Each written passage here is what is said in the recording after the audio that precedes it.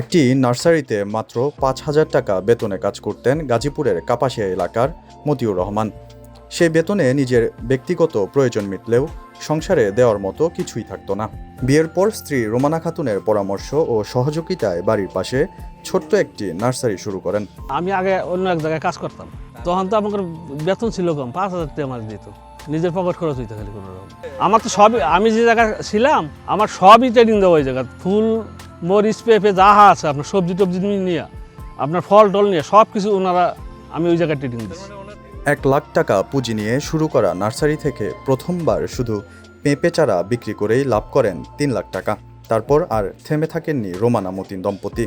দেশি বিদেশি ফল ও ফুলের চারার সাথে সবজির চারাও বিক্রি শুরু করেন তারা। মাটি প্রস্তুত, বীজ বপন, প্যাকেজিং, কাটিং সহ সব কাজই স্বামী স্ত্রী মিলে করছেন। শুরু করছি আমি পেঁপের চারা বিক্রি করে।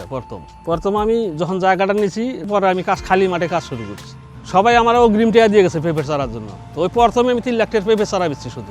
গাছের রোগবালাই ও পরিচর্যা সম্পর্কে স্বামী স্ত্রী দুজনেই বেশ ভালো জ্ঞান রাখেন, ফলে নার্সারি চালাতে গিয়ে খুব একটা সমস্যার সম্মুখীন হতে হয় না তাদের। তবে মৌসুমের শুরুতে এককালীন বড় ধরনের পুঁজির প্রয়োজন পড়ে, তখনই তাদের পাশে দাঁড়ায় শক্তি ফাউন্ডেশন। এখন আপনার পেঁপের সিজন, মরিচের সিজন, ফুলের সিজন, এগুলো তো আপনার বীজ সংগ্রহ করতে হয়। ১ গ্রাম পেঁপের বীজ কিনলে আপনার ৫০০ টাকা লাগে। এখন আমার পেঁপের বীজ লাগবে আপনার ৩০০ গ্রাম, ৩ লাখ টাকা। এখানে ৫০০ গ্রাম পেঁপের বীজ কিনতে গেলে আপনার লাগে ৩ লাখ টাকা।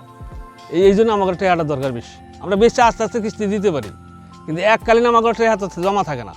শক্তি ফাউন্ডেশনের সদস্য রোমানা আক্তার জানান, তিনি শুধু বুদ্ধি আর শ্রম দিয়ে স্বামীর পাশে থাকছেন এমনটি নয়, বরং প্রয়োজনের সময় স্বামীকে আর্থিক সহযোগিতাও করতে পারছেন।